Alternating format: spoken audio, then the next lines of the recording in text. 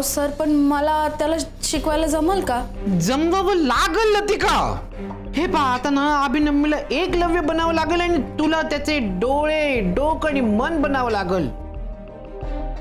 त्यांच्याकडून सगळं घ्यायचं आणि जसंच्या तसं अभिनम्मीला द्यायचं. थोडीच तो ट्रेनिंग. बरं, मोहन सर तुझे द्रोणाचार्य आहेत आणि तुम्ही दोघं एकलव्य आहात. कळतंय का तुला? पण सर, हे असं करणं बरोबर आहे का? चूक बरोबर असं काही नसतं ग. प्रेमात आणि युद्धात सगळं काही माफ असतं लतिका. पण सर, ही चोरीच झाली ना. कशी काही चोरी झाली ग? तू ज्ञान घेतेस आणि ज्ञान वाटतेस. ज्ञान घेणं आणि ज्ञान देणं यात काही चोरी नाहीये. लतिका, थोडासा प्रॅक्टिकल विचार कर ना. चालू दे तुमचं, सावकाश करा. जेवढं झेपेल तेवढं करा. लतीला दिलं का प्रसाद? मी एवढी मेहनत करते त्याचं काय नाही का?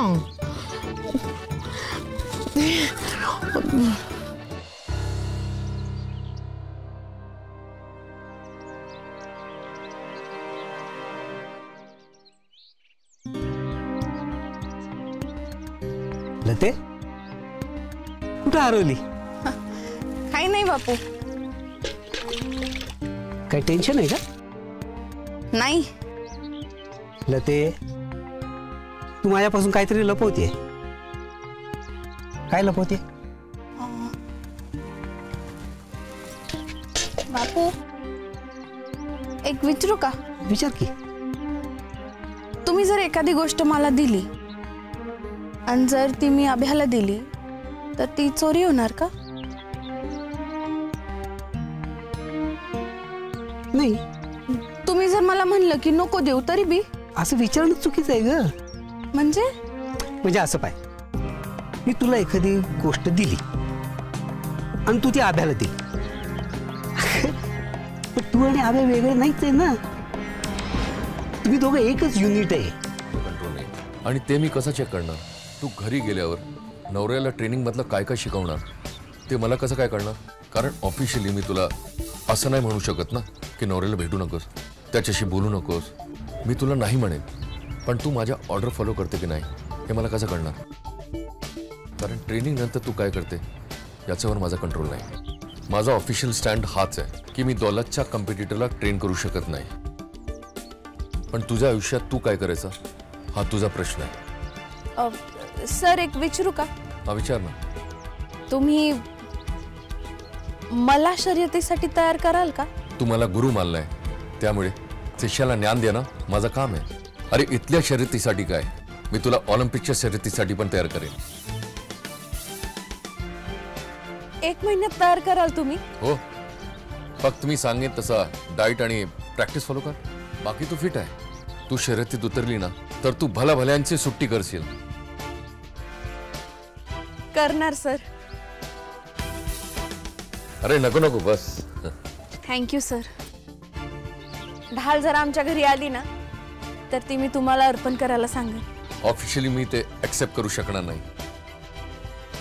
चल, येतो मी. Bye. Bye sir. Thank you. Thank you. माझी तेवढी पात्रता नाहीये, पण अभ्या शर्यतीत जिंकला पाहिजे. लय अडचणी आहेत. देवा, तुझा आशीर्वाद असू दे. अभ्याच्या कष्टाला फळ येऊ दे.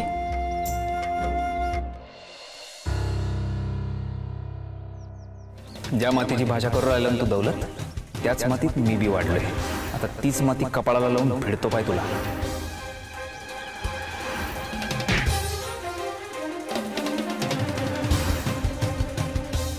चल, नेक्स्ट फास्ट. 1 2.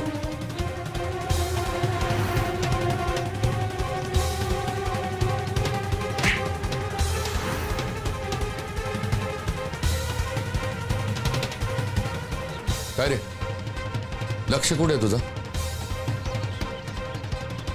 नाही आज लक्ष का? डिस्टर्ब आहे जरा. काय झालं? काय झालं म्हणजे असू शकत नाही का माणूस डिस्टर्ब? असू शकतो, नॅचरल फिलिंग आहे. तू एक काम कर, मांडी घालून इकडे बस. काय पुक्का आहे का? बस तरी तू. ट्रेनिंग करायचं आहे ना सर, चला ना, चिल ना. पहिलं माइंड स्टेबल कर, मग ट्रेनिंग. चल बस इकडे.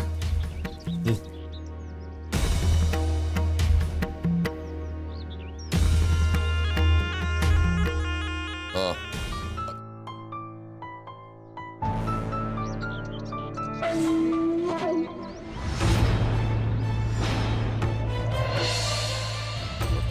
अभ्या तू? हां सर. नाही, माझा पगार नाही झाला सर. बाकी सगळ्यांचा झालाय, माझाच अडवून ठेवलाय. काही कारण आहे का सर? अबे पैसे नाही सांगितलं ना मी तुला. पैसे नाही आहेत सर.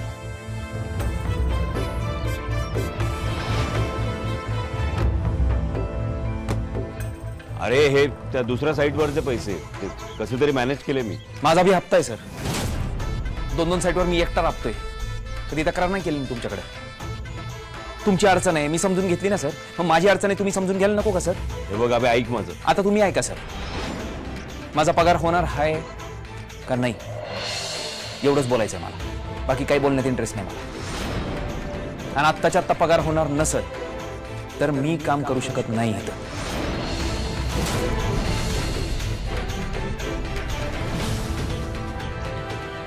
मी जे एक्सरसाइज तुला शिकवलं ते स्पेसिफिकली तुझ्या नवऱ्याला शिकव, कळलं का? हो सर. गुड. काय बी झालं तरी अभ्यास जिंकला पाहिजे. एफर्ट्स आणि कन्सिस्टन्सी या दोनच गोष्टी आहे ज्या माणसाला जिंकू शकतात. आणि त्या दोन्ही बी गोष्टी अभ्यामध्ये झालं तर मग आता तूच समजून घ्यायला पाहिजे त्याला. आयुष्यात पहिल्यांदा घराच्या बाहेर गेलंय माझं लेकरू. बाहेर एकटं वाटत असेल त्याला.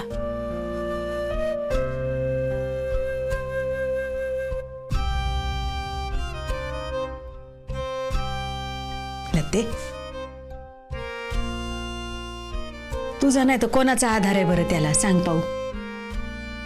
तो काय बोलला ना तर वाईट नाही वाटून घ्यायचं. माणूस आपल्या हक्काच्या माणसावर चिडतो त्यालाच अगं लते, तो तुला बोलला चिडला म्हणजे हक्काची आहेस ना ग तू त्याच्या. कसं कळ ना ग माय तुला? तू नाही तर कोण आहे बरं त्याचं? मन एक चांगलं आहे की तो निदान तुझ्याकडे मन तरी मोकळं करू शकतोय. लते, माणूस चुकीचा नसतो पाय, वेळ चुकीची असते. आपण नाही समजून घेतलं तर कोण समजून घेणार त्याला? आपण नको का त्याच्या मनाचा विचार करायला?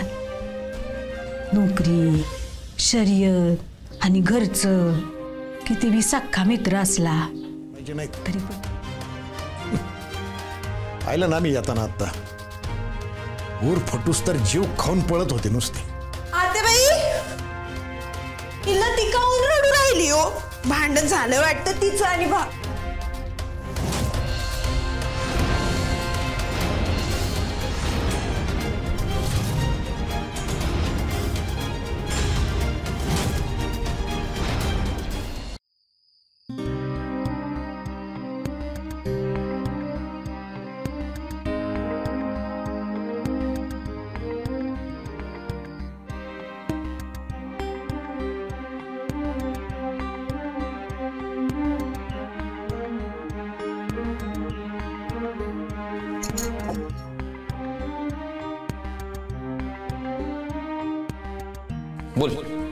छापा काटा.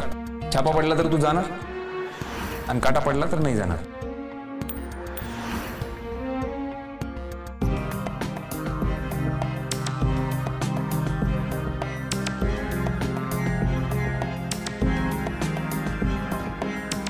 खरंच मामी म्हणल्या तसं टेन्शनमुळे विचित्र बोलला असेल का? आता मी त्याला सपोर्ट द्यायचं सोडून त्याच्यावर रागवते का? अभ्या शर्यतीत जिंकणं